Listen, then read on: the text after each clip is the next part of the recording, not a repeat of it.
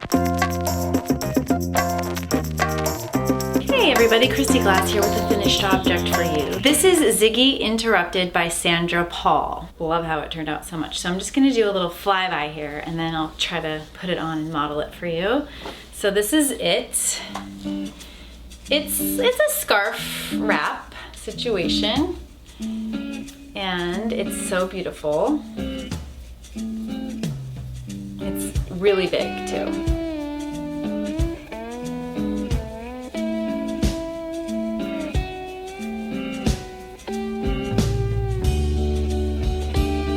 Going.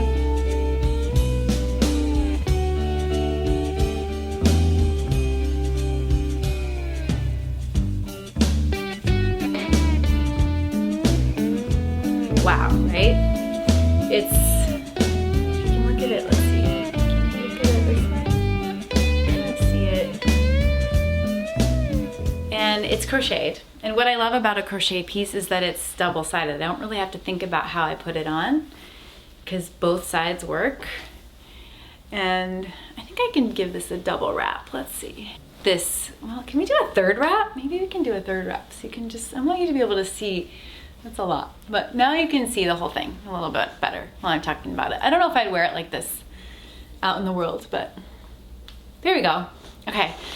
So in 2019, I got two different advent calendars. I got the Homespun House one and the Chelsea yarns, Chelsea yarns. And some people don't know what an advent calendar is. So when I was a kid growing up, you would get an advent calendar, which was like this cardboard thing with a little opening for every day of December leading up to Christmas. And there was a chocolate behind each little opening. So there's perforation and you open it up and you eat the chocolate every day leading up to Christmas. So an advent, I don't know a ton about advent. It's something that a lot of Christians, and I've noticed a lot of Scandinavian or European countries in particular, I've noticed they celebrate the Advent. So the first Advent will be like the first Sunday of December, second, third, fourth, and there's different foods you eat or candles you light or just different traditions that you do leading up to Christmas. And so it's not something that I've done on these certain Sundays, but I noticed like growing up, some families would have like candles and they'd have the 4 candles for Advent. So has different meanings. And so in a very secular sense, a lot of companies now have advent calendars where you get a surprise leading up to Christmas Day. And in the yarn community, it's yarn, of course. So for both Chelsea and Homespun House, they had a mini skein, a fingering weight yarn for every day of the month leading up to Christmas, and then one full skein and a couple of different surprises, like sometimes there was some tea or maybe an enamel pin, things like that. The first time I did an advent was with Machete Shop, and it was 13 skeins and one full skein, and I still have not cast that on, but I have a project picked out for that. But as I was opening these skeins, I ended up with 48 mini skeins, 2 full skeins, and I just realized how much yarn I had on my hands, and all of it was beautiful and inspiring. And for a while, as I was opening up each day, the skeins kind of went together. It was this really weird coincidence, like every single day, the Homespun and the Chelsea, they kind of worked together. So as I was collecting the yarns day after day and putting them all together, I realized just how beautiful they are and that they were kind of telling a story and going together. And I am someone who's disciplined, and I was okay with waiting every single day to open my yarn, but as it was starting to come together and I was getting excited about a project, I realized I have to open these prematurely because I need everything. I need to be able to choose everything. So I ended up opening them all ahead of the 24th. I think it was around the 16th of December that I got this idea, and I started looking for projects that would fit the mini skeins. And one thing that helped me in searching was putting in a large amount of yarn, because I hadn't thought about it before, but I did the math and realized I had thousands of yards of yarn here in all of these mini skeins. They all added up to, I think, 2,000 yards, each one. So I was searching for projects that were 4,000 plus yards of yarn, which I normally don't do because I'm limited to like a sweater's quantity. So it was really fun, and it opened up my eyes to all of these different projects. And I ended up doing a text thread with Chelsea, with Christina of Chelsea Yarns, because she wanted to cast something on as well with her advent calendar. So I was sending her all of these different ideas, and we were finding a lot of crochet some knitted, and I finally decided on the Ziggy Interrupted, which in the sample of Ziggy Interrupted, I think she used 5 colors, and she planned it all out, like blocked it all out with which squares were made with which colors and which stripes and all of that. But I knew that I wanted to use as many mini skeins as possible. So my strategy was to start with kind of a row of my favorites, my favorite pairs. And it was going to be, so the Homespun House was not sparkly and the Chelsea Yarns was sparkly. So I wanted it to be one of each so that it would like go back and forth between not sparkle, sparkle. And so I made all the pairings and I put them all in a row, and then I did a little bit of math to figure out how many I needed, because there's a certain amount of squares and a certain amount of stripes. Each section has 7 stripes. So I did 4 groups so that they each had 7. Now this broke up my pairings because it's even numbers, but I was able then to use, if a pairing was broken up, because it only happened twice, it only happened in certain sections, I was able to bring one of the colors of section 2, like let's say there's one pair in section 1 and one pair in section 2, I was able to use them in each other's section for the squares. So that'll make more sense in a minute. But anyway, here's a shot of all of the yarns I chose all lined up. I think I flipped out one in the end because once I realized that this set of squares, there was a little bit of redundancy in 2 of the lighter colors, so I swapped one out. Actually, it was on this end. I had a very light color in the pink peony, and then I had like a light peach color, and I swapped out the peach for a different one, this jewel color, because I thought it was gonna read like 2 of the same color if I chose both, because they're very similar. So I did make that swap, but everything else stayed the same. And so the way I strategized is I plotted it all out on paper as well. So I put the number of the order on each label so that when I pulled out the yarn, I could double check I had the correct yarn with what I had planned out. I started on this side. So this first section, I started with the squares. So I made a square of every single pairing, both with one color on the inside and one color on the outside. And that was only about 6 squares, but I needed about 16 or 17, more if you count the half squares. And so after I did the initial pairings, then I was able to mix and match within the pairing to make this section of the squares with the crochet. So that meant these 7 stripes were what I had to work with. So sometimes, even though these 2 are the pair right here, I could then mix this with another part, like maybe with the green, something like that. So this whole section kind of felt like its own project. And you can see it's very cohesive. I chose tassels of my favorite colors to go on the end. So it's very cohesive, and I have this. Now, this pairing was with the red. These 2 were a pair. So they were broken up by this section of squares. So I treated this section with its 7 colors here.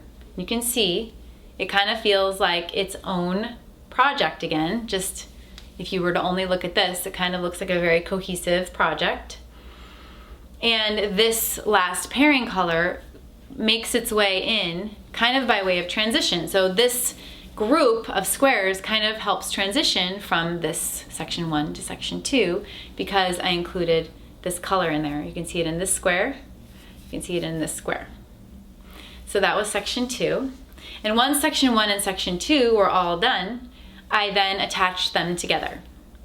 One thing that's tricky about this pattern is when you start working off of this group of squares, this section grows because the tension of the gauge like it relaxes a bit because it's just going back and forth, whereas the squares get a little bit tighter just because of the nature of the pattern and then also sewing them together.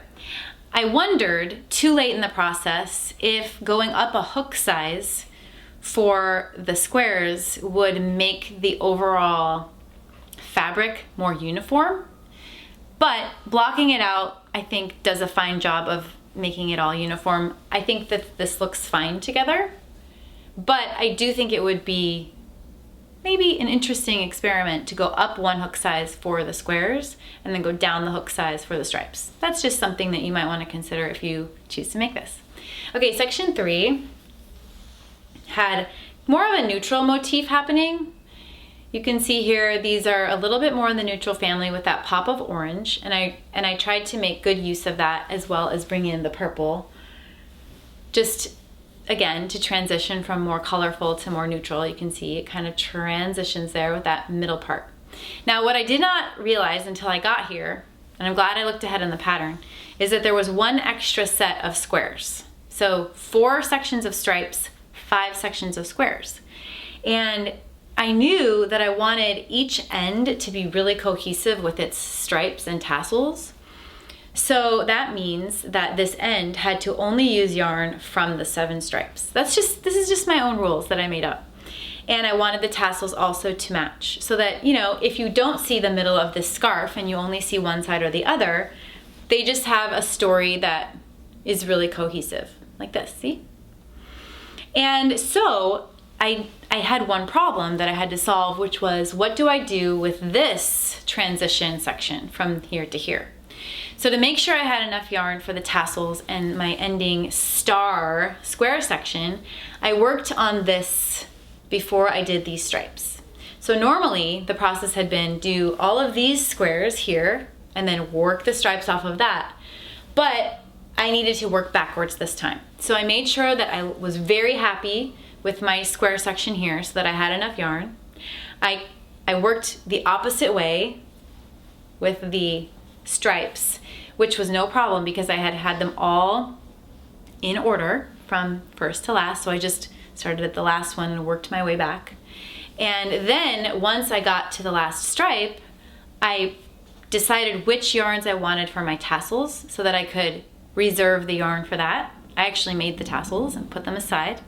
And then I had the remainder yarn from these 7 stripes and actually the remainder yarn from all of the stripes available to me to make this transition piece. For me, I decided to just use the yarn left over from this section and this section just to make it a very cohesive transition. And I think it does that job very nicely, going from that more neutral to the more colorful. And since the squares are quite small, I really had minimal amounts of like this color left, but I was able to use it for an entire square because it's just minimal amounts of yarn. I have leftover yarn of almost every single mini skein, so I could keep going with squares or whatever. They're still in my stash, and I only used 28 of the like 48 skeins that I got, so I could even make another one with the amount of yarn I still have left over. And look how huge this is. It's so big. Now, I did not realize at the end that I needed to put a border around this. I probably could have skipped it, but it does help because some of these half squares can get a little funny with their shaping. There's one in particular that's kind of pops out a lot. You can see it's sort of rounded there. Can you see it's kind of rounded there? And that's probably just sloppy crocheting, but I needed a yarn to go around the whole thing. And so I chose a yarn that was gifted to me by Yarn Cafe Creations. I'm gonna show it to you now. It's such a perfect yarn because it has this gray neutral base, it's sparkly, and then I feel like it has bits of almost every single color that I used in the shawl.